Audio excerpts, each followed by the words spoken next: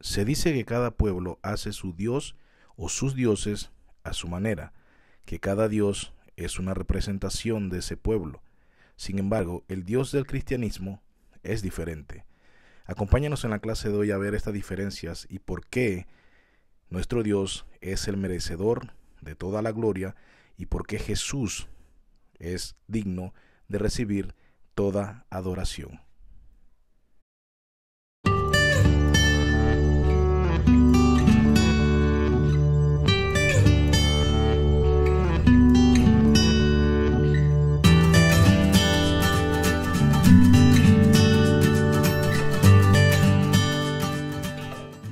Bien, hoy vamos entonces a la parte 7 de este curso y esta parte es muy importante ya que hablamos de la adoración, estamos hablando de a quién adoramos y por qué lo adoramos. Así que hoy es una clase donde vamos a ver un capítulo muy importante, así que ponga mucha atención. Igual, gracias a Dios, ahora con la tecnología puedes quedar esta clase grabada y usted puede consultar después para anotar, para refrescar, etcétera, ¿no? Así que vamos entonces a iniciar con la clase de hoy. Y la clase de hoy entonces, como usted puede ver allí, se llama el derecho de Cristo a recibir adoración. Bueno, ahí está mal escrito. Voy a corregirlo ya para que el derecho de Cristo a recibir adoración. Entonces, voy a editarlo.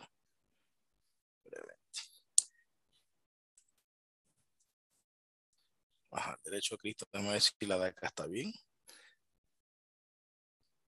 Ok, bueno, todas van a salir así. Parece que copié el título mal y lo reproduje así. Cuando lo copié, lo reproduje así. Así que bueno, no importa. Usted sabe que ahí dice adoración. Entonces, cuando hablamos del derecho de Cristo a recibir adoración, es porque adoramos a Cristo. Muchas iglesias tienen esto, eh, no lo tienen claro y hoy inclusive hay gente que ni le importa. Hay cristianos en ciertas iglesias que no le interesa adorar a Cristo porque parece que a lo que adoran es al Espíritu Santo.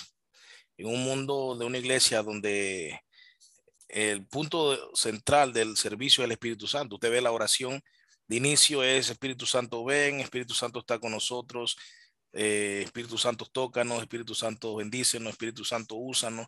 Una adoración excesiva al Espíritu Santo, que claro, el Espíritu Santo también es digno de adoración. Sin embargo, en la misma palabra de Dios, dice que el propósito del Espíritu Santo es glorificar al Hijo. Por lo tanto, si esta iglesia donde la adoración es muy basada mucho en el Espíritu Santo y no vemos mencionado a Cristo, ni siquiera están entendiendo el papel del Espíritu Santo en la adoración. Entonces, antes de iniciar, para reflexionar, pensemos en eso, pensemos, el Espíritu Santo glorifica al Hijo.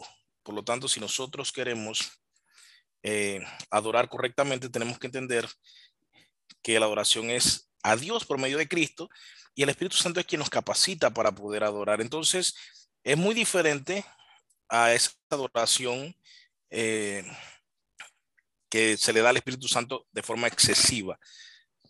Inclusive mucha gente, todo, ya no voy a, a mencionar más frases que se dicen en estos cultos donde el Espíritu Santo es el centro, pero se da mucho en la iglesia actual, mucho en la iglesia de cortes carismáticos. ¿Por qué? Porque obviamente los carismas, o sea, los dones, si bien es cierto, el Espíritu Santo es quien otorga los dones a la iglesia, también vemos que esos dones, según Efesios nos dice que Jesús fue el que ganó esos dones para nosotros.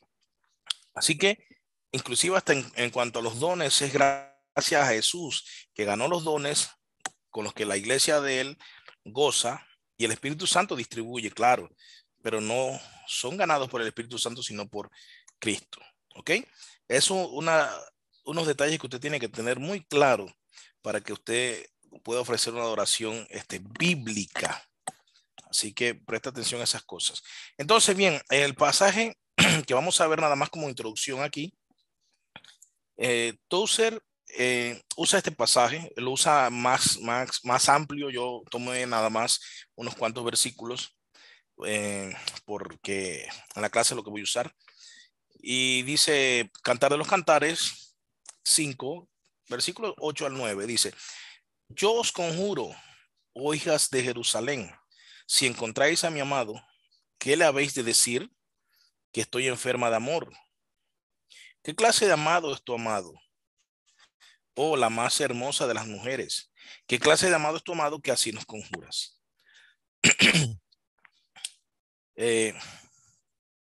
Y vamos a reflexionar un momento sobre eso.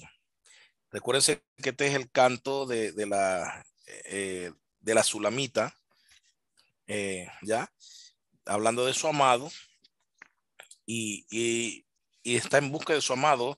Bueno, no voy a entrar en el detalle todo del capítulo 5 de Cantar de los Cantares, pero la parte que nos interesa a nosotros es esta parte de cuando las otras mujeres le dicen a la Sulamita, o sea, que tiene tu amado. O sea, que tiene tu amado diferente a los otros amados. O sea, es tu amado más grande, más hermoso, más importante que los otros amados. Y recordemos que aunque Cantar de los Cantares trata del amor entre un hombre y una mujer, eh, primeramente en su contexto trata de esto, del amor entre un hombre y una mujer, un amor real que se dio entre un hombre y la mujer. Es algo, no es simbólico, es algo real, aunque es poesía, pero es algo que cree que ese libro está ahí solamente como hablando de la iglesia y de Cristo. No, primero habla de un hombre y una mujer, del amor entre un hombre y una mujer. Luego nosotros vemos allí una tipología de la esposa es la iglesia, y el amado, que dice aquí el esposo, es Cristo. De hecho, aquí el amado que se narra en este proverbio se dice que es un pastor también. Entonces, Jesús es el buen pastor, ya eso lo sabemos. Así que más vemos todavía la tipología aquí, ¿no? Del amado y la amada. Entonces tenemos aquí que la iglesia viene, entonces, repito, esto es no haciendo una explicación, no una exposición de Cantares 5. Simplemente ya voy a tomar esa pregunta, que es la que encaja perfectamente, como bien Tozer la escogió para este tema. Y esa pregunta es una pregunta muy válida que el mundo puede hacerle a la iglesia. ¿Ya? Si la iglesia insiste que el Señor es merecedor de un amante y un amante digno, entonces el mundo tiene derecho a preguntar qué tipo de amado es. ¿Ya? El mundo tiene derecho a preguntar eso, como en la historia esta que vemos aquí en Cantar de los Cantares. Las mujeres le preguntan a la esposa qué clase de amado es.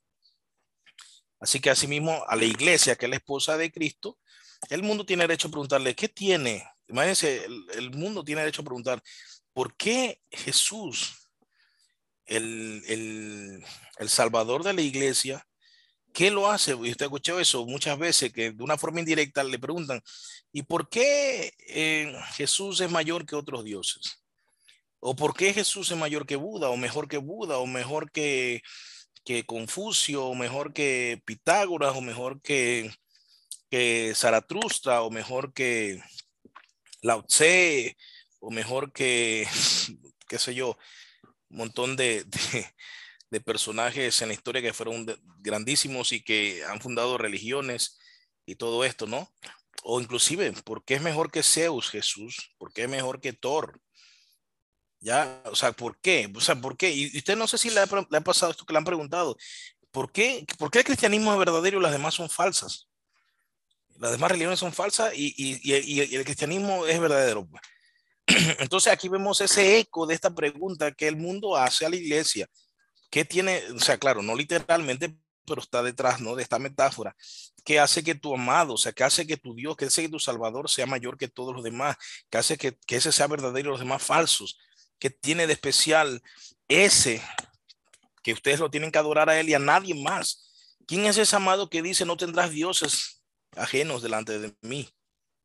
¿Quién es ese amado que prohíbe hacer imágenes para que se adoren? ¿Qué tiene ese amado? ¿Por qué tenemos que glorificarlo? ¿Qué es tu amado más que otro amado? Como dije, es una pregunta legítima. Y el mundo tiene derecho a preguntárselo a la iglesia, hermano. O sea, no se ofenda cuando el mundo pregunte estas cosas, cuando un amigo suyo inconverso, un compañero inconverso, lo que sea, un familiar inconverso, le pregunte a usted. Usted tiene que saber cómo responder. Usted tiene que saber cómo responder. Entonces, ¿cuáles son esas cualidades que tiene este amado que lo hacen digno? Así que vamos entonces a desarrollar ese tema. Lo primero es que es Señor de todo. El amado de nosotros, a diferencia de otros amados, es Señor de todo. La Biblia habla de que todo fue creado por Él y para Él. En Colosenses lo hemos visto. ¿Ya? En ninguna otra religión, hermano, usted puede buscar.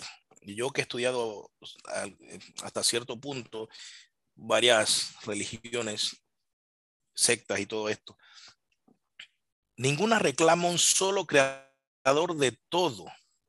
Siempre hay creadores compartidos, que si este creó esto y después creó este el otro y después nació este y de este creó el otro y crearon y fueron así creando.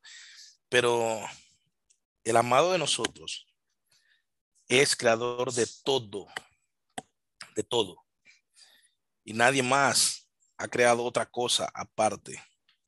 ¿Ya? Y eso ya entonces nos está hablando del tipo de amado que nosotros tenemos, que es un amado que realmente tiene atributos divinos y atributos divinos reales y en todo su esplendor de lo que debe, como de lo debe gozar una deidad. Entonces el propósito del centro de nuestra oración no es otro que el propio Señor. Ese mismo Señor es nuestra justicia, el Señor Jesucristo. ¿Ya? El Señor Jesucristo, Él es Señor de todo y para poder adorarlo en justicia debemos saber que Él es Señor y por qué debemos amarlo. ¿Ya? Porque es más que cualquier otro hombre. Además, ¿por qué debemos adorarlo? Son dos preguntas. Recordemos que Jesús fue verdaderamente hombre y verdaderamente Dios. O sea, fue verdadero hombre, verdadero Dios. ¿Qué quiere decir entonces esto? ¿Por qué? O sea, me está diciendo que tu amado es un hombre normal que estuvo en la tierra hace 2000 años. Es que no es un hombre normal, es más que cualquier otro hombre, porque es hombre y Dios. Eso es lo que tiene nuestro amado, que es más que cualquier otro hombre. Además de eso, de que fue un hombre que no cometió pecado y que vivió una vida perfecta en la tierra, cosa que no ha logrado ningún hombre en la historia de la humanidad. Entonces ya usted va entendiendo y ya puede compartir eso sobre nuestro amado. Entonces podemos adorar a Jesucristo, hombre, sin caer en idolatría. ¿Por qué? ¿Por qué razón? Porque Él es Dios también. ¿Ya? Eso es la respuesta. Podemos adorar a Jesucristo, hombre, sin caer en idolatría porque es Dios también. Si no fuese así, fuese idolatría, porque la idolatría es dirigir la adoración a cualquier cosa que no sea Dios y el Dios todopoderoso. ¿Ya? Entonces, por eso, al ser verdadero hombre, verdadero Dios, puede reclamar la adoración. Ya tenemos confianza entonces que cuando adoramos al Señor Jesús, no desagradamos al Padre, porque adoramos al Padre en Él. ¿Usted se acuerda cuando Jesús dijo a su discípulo que me ha visto a mí, ha visto al Padre? Cuando creo que fue Felipe que le preguntó, muéstranos al Padre. Y le dice que me ha visto a mí, ha visto al Padre. O sea, hay muchos pasajes donde Jesús también dice, el que me escucha a mí, escucha al Padre, porque las cosas que yo digo no las digo por mí mismo, sino que las digo porque el Padre me las dijo que hablara. Ya estoy parafraseando algunos versículos porque son varios que hablan de esto y más que nada más que todo en Juan. Entonces, no desagradamos al Padre, a Dios Padre, cuando adoramos al Señor Jesús, porque es por medio de Jesús que adoramos al Padre. Dice Efesios que por Él los unos y los otros tenemos entrada ante Dios por un mismo espíritu. O sea, eso Jesús dijo también, yo soy el camino, la verdad y la vida. Yo soy el camino, nadie llega al Padre si no es por mí. O sea, que realmente hay eh, en la confesión de fe, por ejemplo, leemos en la de Westminster, inclusive también lo menciona Timothy Keller en el Catecismo de la Nueva Ciudad, menciona de que por qué tenía que ser el Salvador verdaderamente hombre y verdadero Dios, porque primero, ningún hombre solamente podría salvarnos, sino un hombre que tenga atributos, en este caso divinos, o sea, que comparta la divinidad, porque nuestro pecado es tan grande y el pecado de la humanidad solamente Dios puede, por decirlo así, llevarlo a expiación. Pero por otro lado, necesitaba que también fuera hombre para que pudiera ser probado, como dice Hebreos, tentado en todo. Y obviamente, como sabemos, hemos visto en la clase de teología reformada, la obediencia de Cristo también es la obediencia que se nos imputa. Pero esa obediencia se nos imputa porque fue hombre como nosotros y caminó entre nosotros. Por eso también su obediencia se nos imputa. Pero eh, es Dios, por eso él pudo llevar a cabo la expiación. Entonces, eso que se conoce como la hipostasis era necesario. Ya, eso era necesario porque tenía que ser un salvador que fuese hombre y que fuese Dios para que pudiera salvarnos. Entonces, eh, a Dios le agradó que fuese de ese modo y de ese modo nosotros podemos reconciliarnos y podemos volver al Padre. No, por eso es que también vemos que Timoteo dice solo hay un mediador. Él es el mediador, él es el que nos conduce al Padre y por medio de él vamos al Padre. Y por eso entonces el Padre ha establecido que le adoremos por medio de él. ¿Ya? Mucha gente entonces se pregunta, pero está mal que yo ore dirigido a Dios o que yo adore a Dios. Sí, es que podemos dirigir nuestra adoración a Dios Padre y orar a Dios Padre. Jesús mismo dice, les voy a enseñar a orar, Padre nuestro, que estás en los cielos. O sea, ese Padre es Dios Padre. Sin embargo, no fuese posible dirigir mi adoración al Padre si no es por el Hijo. ¿Ya? Entonces es importante que entendamos esto. No es un hombre, no fue un hombre cualquiera. Fue Jesucristo, hombre. Entonces, este es el misterio de la unión hipostática, como dije, hipos debajo, estática es como mantenerse. eh, la traducción literal de la palabra griega hipostasis no se traduce, pero tal cual, ¿no? Pero lo que significa es la unión de esta naturaleza divina y la naturaleza humana en Jesús, ¿ya? Entonces eso nos vincula siempre, como dijo ahorita, con Dios por medio de Dios, de Jesús. Entonces, por eso él recibe la adoración, porque es el mediador y la adoración, cuando se la damos al mediador, el Padre la recibe con mucha alegría. Se deleita en ese tipo de adoración. Pero cuando adoramos por medio del Espíritu Santo, mucha gente lo hace así. El problema es el siguiente. El problema es que entonces el mediador, hermano, no es el Espíritu Santo. Dice 1 Corintios 12.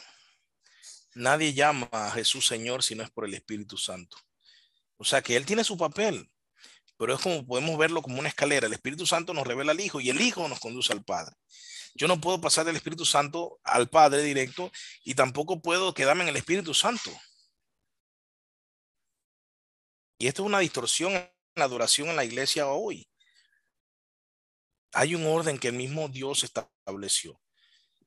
Y eso es lo que tenemos nosotros que usar. Bueno, imagínense, hay una secta inclusive que se llama oración fuerte al Espíritu Santo. No tengo que decir más nada. Pero hay iglesias evangélicas que parecen que no son oración fuerte al Espíritu Santo, pero sin que tengan ese título, son oración fuerte al Espíritu Santo y adoración fuerte al Espíritu Santo y predicación fuerte al Espíritu Santo y ofrenda fuerte al Espíritu Santo y danza fuerte al Espíritu Santo y testimonio fuerte al Espíritu Santo y etcétera. Todo al Espíritu Santo. Eso es peligroso, hermanos. Es peligroso. Es peligroso. Así que tengamos mucho cuidado con eso. Entonces, además de que es el Señor de todo, vamos a ver, vamos a desglosar un poquito ese. No vamos a entrar mucho detalle, pero vamos a poner, por ejemplo, que el Señor de todo incluye que es Señor de toda la creación. Y vemos que Juan 1:3 dice, todas las cosas fueron hechas por medio de él. Y sin él, por eso es digno de adoración. Sin Jesús, nada de lo que ha sido hecho fue hecho. Ya, ¿cómo sabemos que él es Jesús? Lo sabemos porque está hablando Juan 1:1, dice, al principio era el verbo, el logos, ¿ya? O sea, y está hablando de ese logos, es Jesús. Más adelante dice en el versículo 14, también va a seguir dándonos pistas de que va a decir el nombre entonces de Jesucristo. Así que estamos claros que el logo es Jesús y que aquí Juan está diciendo que todas las cosas fueron hechas por medio de Jesús y sin Jesús nada de lo que ha sido hecho fue hecho. Por eso él es digno de recibir la adoración. Dice 1 Corintios 8:6, hay un solo Dios. Y después que dice, esto es para los que dicen que la doctrina de la Trinidad incluso es una doctrina satánica. Y mira lo que dice Pablo, obviamente inspirado por el Espíritu Santo. Hay un solo Dios, coma, el Padre, de quien proceden todas las cosas, y nosotros somos para él, y un Señor, Jesucristo, por quien todas las cosas, son todas las cosas, y por medio del cual existimos. ¿Ya? Ese Dios es el Padre, el Hijo y el Espíritu Santo, ya de quien proceden todas las cosas. Aquí vemos también el papel creador de Jesús. Y si no nos queda más claro, dice un Señor Jesucristo, por quien son todas las cosas y por medio del cual existimos nosotros. Ahora noten que hay un solo Dios, el Padre, de quien proceden todas las cosas y nosotros somos para él. Y noten después que dice y un Señor Jesucristo, por quien son todas las cosas. Eso es un paralelo con de quien proceden todas las cosas. De quién proceden y por quién son todas las cosas. O sea, aquí vemos un pasaje fuertemente trinitario, aunque falta el Espíritu Santo, pero ya aquí ya hay dos personas de la Trinidad. Y noten el paralelo entre de quien proceden todas las cosas y por quién son todas las cosas. Está hablando de ese Dios, ese solo Dios, el Padre, el Hijo y el Espíritu Santo. Si no fuese una contradicción, Pablo se estaría contradiciendo que las cosas proceden del Padre, pero también está diciendo que las cosas proceden del Hijo. Y si fueran dos cosas diferentes o que Jesús no es Dios, entonces de un hombre procede todas las cosas o del Padre que es Dios. Y si fueran dos dioses, entonces de los dos dioses proceden todas las cosas. Pero Pablo ahí en esa parte dice, hay un solo Dios. Y entonces habla de dos personas en esa deidad. Entonces eso es lo importante nosotros de poder hacer un análisis correcto del texto. Pero aquí tenemos otros pasajes más. Dice, porque, que ya lo estudiamos en Colosenses los domingos, en las predicas que estamos llevando, porque en él fueron creadas todas las cosas, tanto en los cielos como en la tierra. Y ese él está hablando de Cristo también, en los capítulos anteriores. En los versículos anteriores, visibles e invisibles, dice, ya sean tronos o dominios o poderes o autoridades. Todo ha sido creado por medio de él y para él. Y noten que fueron creadas las cosas en él, pero también fueron creadas por medio de él y para él. Cuando estuvimos hablando de este pasaje ya que esto lo predicamos en la iglesia, pero nada más quiero recordarles unas cositas. Vemos que aquí vemos las causas, la causa material, la causa formal, perdón, la causa instrumental y la causa final, de las 5 causas que Aristóteles usó para describir cómo se originaban las cosas.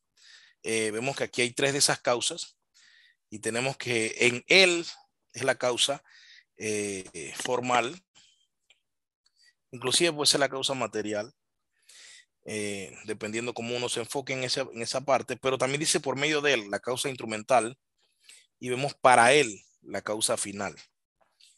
Por medio de él también puede ser la causa eficiente, lo que hace que se realice. ¿Ya? Así que podemos encontrar ahí las 5 causas dependiendo de cómo querramos ver por medio de él y para él y en él. Entonces, pero como no estamos explicando ese texto, nada más que mostrando que por qué él merece la adoración y es casualmente porque él puede ser la causa, él es la causa eficiente, también la causa final pero también la causa material, la causa formal y la causa instrumental. Las 5 causas Jesús es. Y por eso solamente una persona que reúne estas cualidades puede ser digna de adoración. Luego vemos en Hebreos 1:2 cuando dice, su Hijo, hablando de Jesús también, a quien constituyó heredero de todas las cosas, por medio, y ahora miren esto, de quien hizo también el universo. ¿Ya? Por medio de quien hizo también el universo. Por eso es lo que tiene nuestro amado diferente a los otros amados. Pero también es el Señor de toda la sabiduría.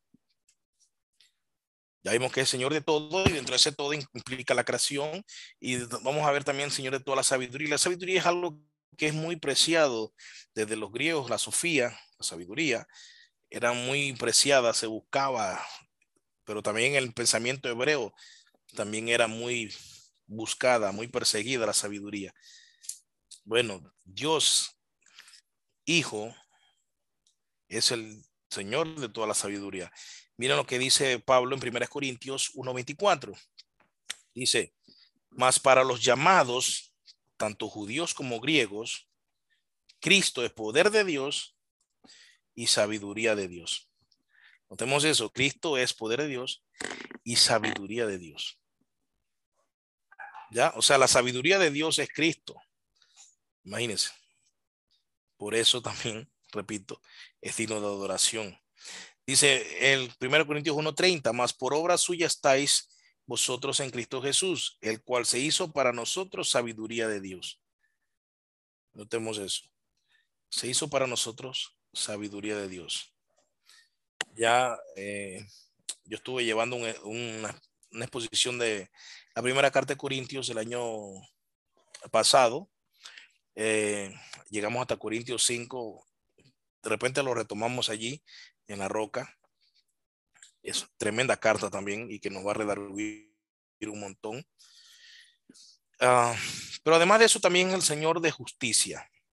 Y el Señor de justicia, esto asusta un poco, pero gracias a Dios, Él es nuestra justicia. La mala noticia es para los que no están en Él, a los cuales la justicia será aplicada y pobre de ellos, porque van a recibir castigo por sus obras, al cual recibiríamos nosotros, pero gracias a que estamos en Cristo, Él es nuestra justicia, porque Él es el Señor de toda justicia. ¿Ya? Dice Él es la sabiduría y la justicia y no hay forma de escapar a su dominio. Dice el Salmo 45, 6 y 7, un salmo mesiánico. Se cree que era un salmo que se escribió para cuando Salomón iba a subir al trono. Sin embargo, nosotros vemos siempre, acuérdense, en los salmos, todo lo que usted va a ver en el Antiguo Testamento con referencia al reinado, al rey, al reino, y todo esto siempre va a apuntar a Jesús y su reino. Entonces, yo no creo que a Salomón le hayan dicho, no creo que crean, los hebreos no creo que hayan creído que Salomón es Dios. Así que aquí hay algo detrás de eso. Hay un tipo que Salomón está apuntando. Salomón está haciendo un tipo de algo. Ya, si bien es cierto que Salomón es al que se le dedicó este salmo, ¿no? Para el reinado de entronizamiento. Sí, creo que es entronizamiento. Si no es la palabra, me disculpo de antemano. De Salomón. Pero igual, si fuese otro rey, igual, porque ahí siempre hay posiciones divididas a veces, pero creo que es lo más aceptable. No creo que a Salomón o a David, inclusive a ninguno le hayan podido decir Dios. Pero vemos que en esta coronación, vemos que el salmista compone tu trono, oh Dios. Yo no creo, hermano, de verdad que a un hombre le digamos esto. Así que este salmo estaba apuntando claramente al Mesías. Tu trono, oh Dios, es eterno y para siempre. Ningún trono humano es eterno y para siempre. Ninguno. Recordemos, ahí está el salmista. Obviamente hay un evento próximo que se está celebrando, pero hay un Eso es un contexto profético que apunta a Cristo. Ese trono sí es eterno y para siempre. Mira lo que dice: cetro de equidad es el cetro de tu reino. ¿Ya? Y ese cetro de equidad también representa el cetro de justicia. La palabra equidad a veces no se ve mucho como, aunque sí está relacionado con la justicia, pero es más que eso en este contexto. Cetro de justicia es el cetro de tu reino. Dice: has amado la justicia y has aborrecido la iniquidad. Por tanto Dios, de nuevo, por tanto Dios, tu Dios, noten esto, noten esto, por tanto Dios, tu Dios te ha ungido con óleo de alegría más que a tus compañeros. Note eso, aquí vemos cómo se dirige a una persona aquí en la tierra. Estamos hablando de un salmo escrito aproximadamente 100 años, 1000 años antes de Cristo. Entonces, vemos que el Señor es digno de adoración, Jesucristo es digno de adoración, porque Él es el Señor también de toda la sabiduría y porque precisamente su trono es eterno, es para siempre, ama la justicia y aborrece la iniquidad, y es el ungido. Dios Padre lo ha ungido, o sea, ungido es Mesías, lo ha hecho Mesías. Y miren esto, con óleo de alegría más que a tus compañeros. No tenemos que encontrar todos los detalles apuntando al Mesías, pero sí los puntos claves, ¿no? Entonces es tremendo cómo este salmo habla del Mesías, tal vez, obviamente, ¿no? Inspirado por el Espíritu Santo, que hizo que escribiera esto para que quedara ahí escrito apuntando al Mesías, y que hoy nosotros vamos a ver esa revelación que Dios le dio a estos hombres eh, y los inspiró para escribir esto, que muchas veces, como vimos en una clase ayer, muchas veces no entendían bien lo que escribían, pero el Espíritu Santo les daba a escribir eso, les inspiraba y escribían. Obviamente porque había un contenido profético en esos escritos.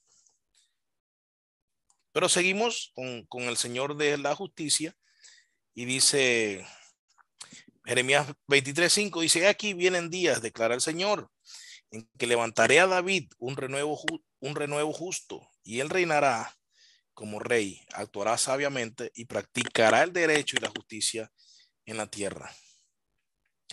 Cuando, cuando el profeta Jeremías dice esto, David ya había muerto hace rato. Hace rato había muerto David. Si no me equivoco, un poco más de 300 años. Un poquito más o tal vez por allí, casi 300 años. ¿Cómo así que levantaré a David? ¿Ya? Y no solamente en este pasaje, hay otros pasajes también donde Jeremías y también creo que Ezequiel, si no me equivoco, también hablan de levantaré a David, pondré a David como rey sobre Jerusalén. Pero ¿cómo? Si está muerto, lo va a resucitar y lo va a poner. No, entendamos que David, por eso a Jesús se le llama el hijo de David, sin que sea el hijo directamente de David. Y sí es en el árbol genealógico, llega hasta David, pero esto tiene un significado más, porque David era una tipología de Cristo, de un tipo de Cristo.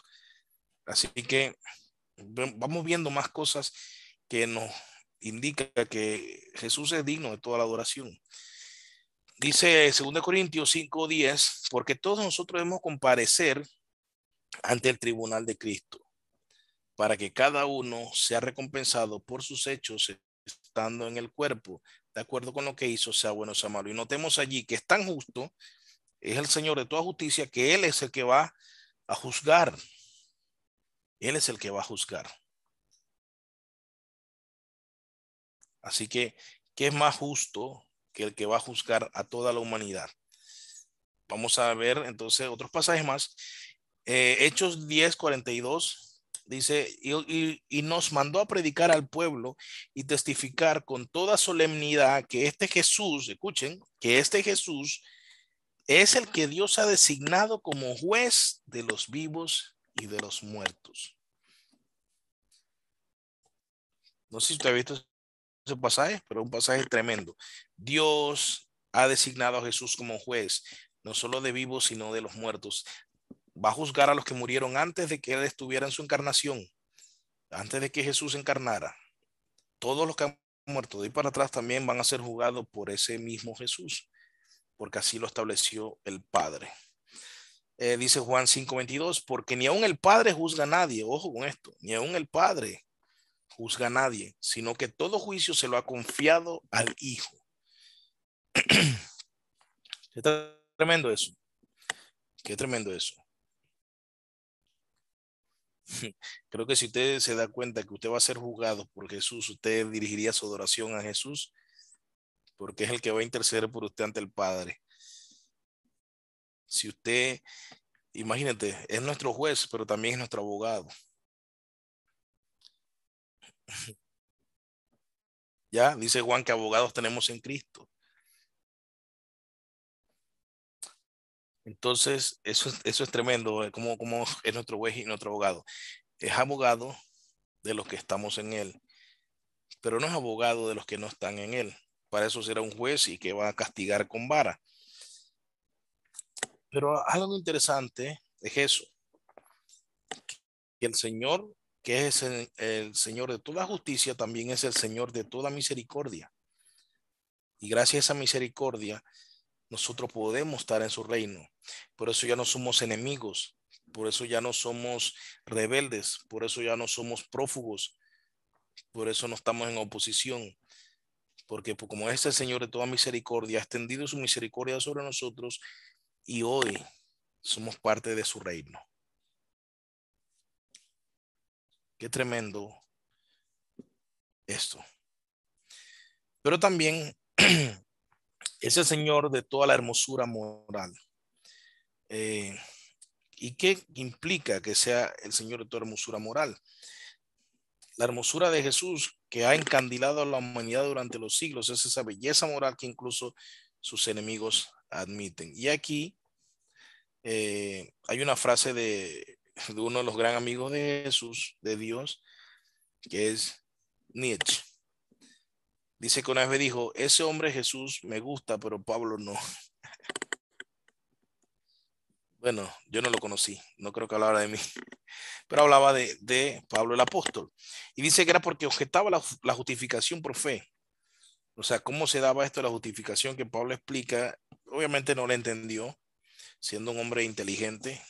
Recordemos que la inteligencia no es un requisito para entender la palabra de Dios, sino la humildad, la devoción, la oración y la ayuda del Espíritu Santo. La palabra no se somete a la inteligencia de ningún hombre. No, no. Puede ser el hombre más brillante.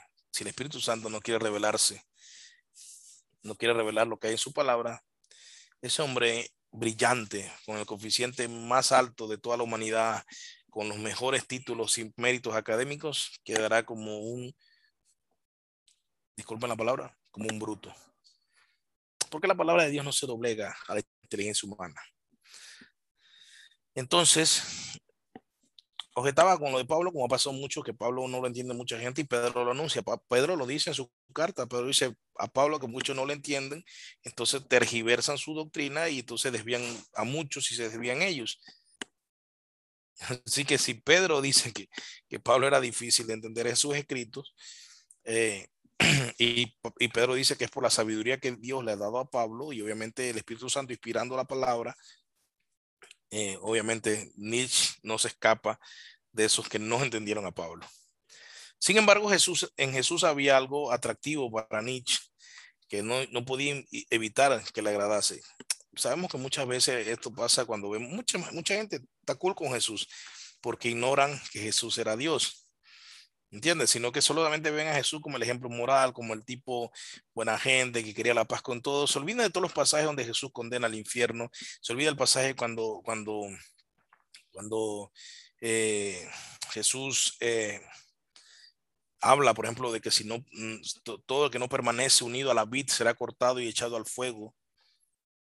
Se olvida de muchos pasajes que vemos a Jesús como justo, dictando sentencias sobre los injustos, advirtiendo a los injustos su destino final, tal cual como el Dios del Antiguo Testamento lo hacía también.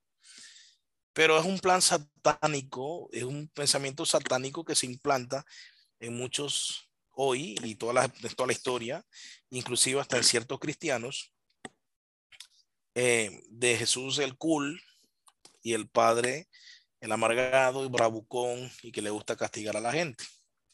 Eso es desconocer la teología propia. Así que esto puede ser, y me impresiona, bueno, no me impresiona, más bien me gusta que a Nietzsche le haya pasado esto porque eh, no podemos venir con vanidad a la palabra. Entonces lo entendió. Le agradaba porque no entendió tampoco a Jesús, porque Pablo enseñó lo que aprendió de Jesús. Vemos la Santa Cena, la institución de la Santa Cena. Pablo dice, yo lo recibí de Jesús. Vemos en Hechos de los Apóstoles también, hay un pasaje, no recuerdo ahorita dónde, que también Pablo dice, porque el Señor enseñó que es mejor dar que recibir, y eso no lo vemos en ninguna cita bíblica excepto allí. Y de dónde lo dijo Pablo, dónde lo aprendió. Y así podemos entender que obviamente Pablo entendió la doctrina que enseñó Jesús, y eso es lo que enseñaba Pablo, pero obviamente hoy nuestra humanidad caída eh, se levanta contra eso, y obviamente a Satanás le conviene que amos a Jesús como no es, para que podamos ser engañados fácilmente. Bien,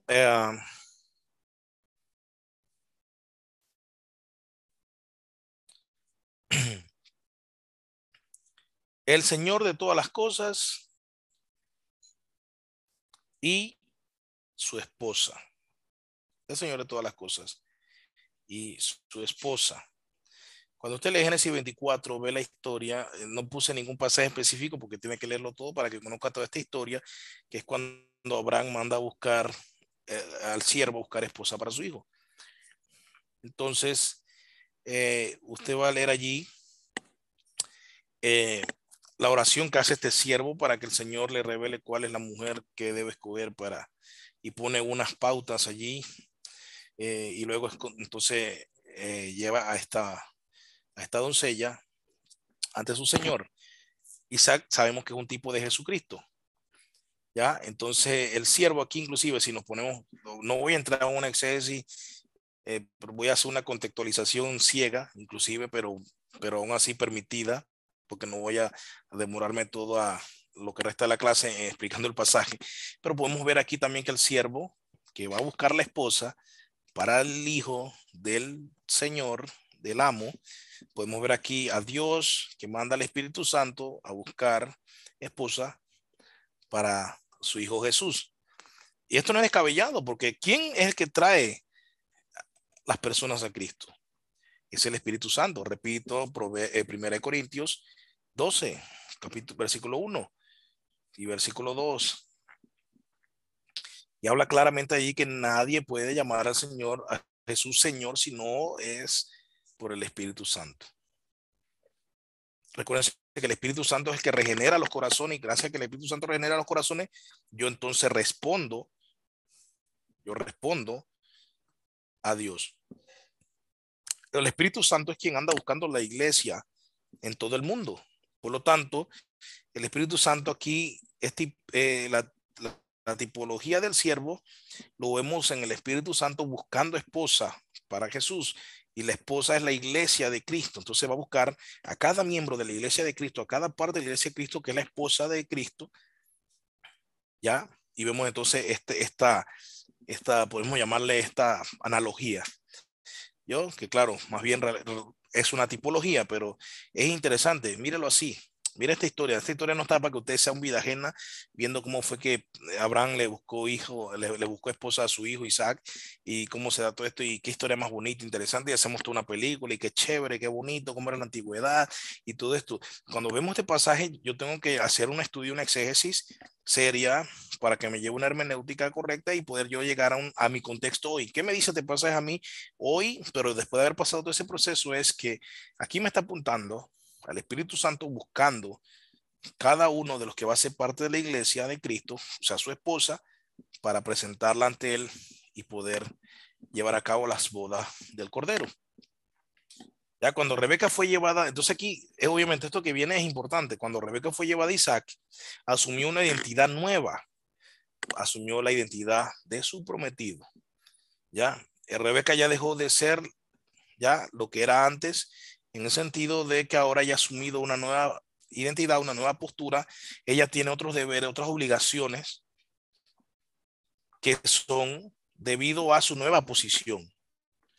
Ya no es la hija, sino que ahora es la esposa. ¿Ya? Entonces eso tiene que ser consecuente. Entonces tenemos que la iglesia que sirve a Cristo, que ahora es la esposa de Cristo, la prometida de Cristo, debe entonces tomar la identidad de Cristo. Y esto es necesario para la adoración. No podemos adorar, no podemos adorar si no adoptamos esta identidad, que es la que nos pertenece ahora como cristianos. Y este es uno de las cosas importantes de la adoración. Por eso es que mucha adoración es recibida porque no están identificados con el esposo. Porque la iglesia no se identifica con el esposo, no se identifica con Cristo. Por lo tanto, esta adoración es nula. ¿Ya? Porque tiene que ser por medio de la identificación. ¿Ya? Asimismo, nuestra identidad está en nuestro esposo. Nuestro esposo es ahora nuestra identidad y nuestro pasado quedó atrás. La esposa no solo adopta la identidad del esposo, sino también su nombre. ¿Ya? Sino también su nombre. ¿Ya? Y por eso nos llamamos cristianos. Que empezó siendo como una burla, que empezó siendo algo peyorativo. ¿Está bien? Claro. Claro que sí. Empezó así. ¿Eso hace que cambie la intención? No. Por ahí se levantan algunos y dicen, no, ya no nos llamamos cristianos porque eso empezó siendo un insulto. Bueno, los metodistas empezaron llamándose así siendo un insulto, los bautistas empezaron así siendo un insulto, los reformados empezaron llamándose así siendo un insulto y así.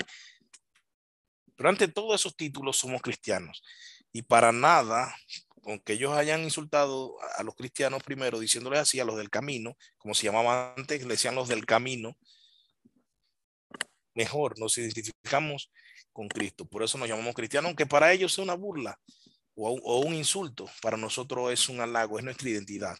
Somos de Cristo. Jesucristo entonces es el esposo y es digno de nuestro amor, nuestra adoración y nuestra alabanza gozosa. Por eso Él es digno de recibir toda adoración.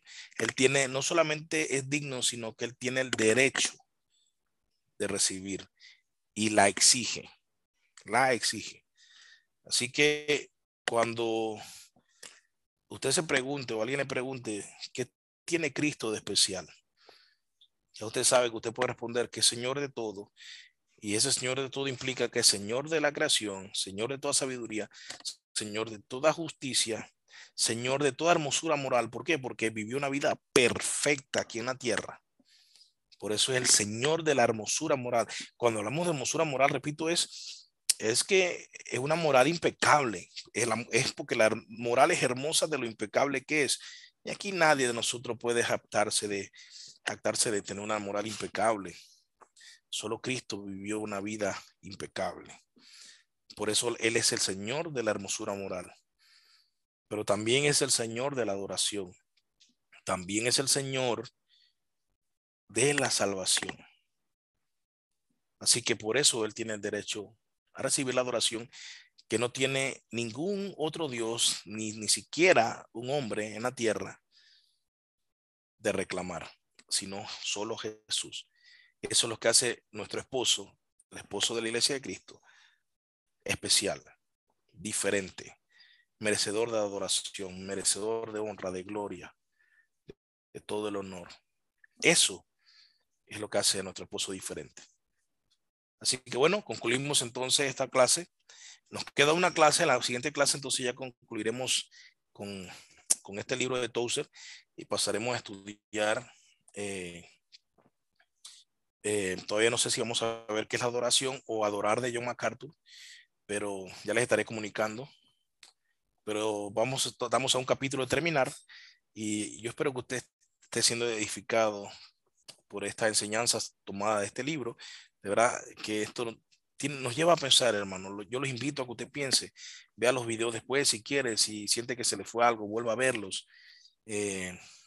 Apunte lo que tenga que apuntar, pero más que eso, que eso le pueda entrar, ¿me entiende? Que eso usted piense, medite en esto y usted pueda ser consciente.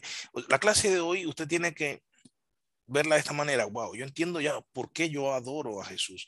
O sea, yo entiendo por qué es mi Salvador. Ahora yo entiendo por qué Él es el mediador.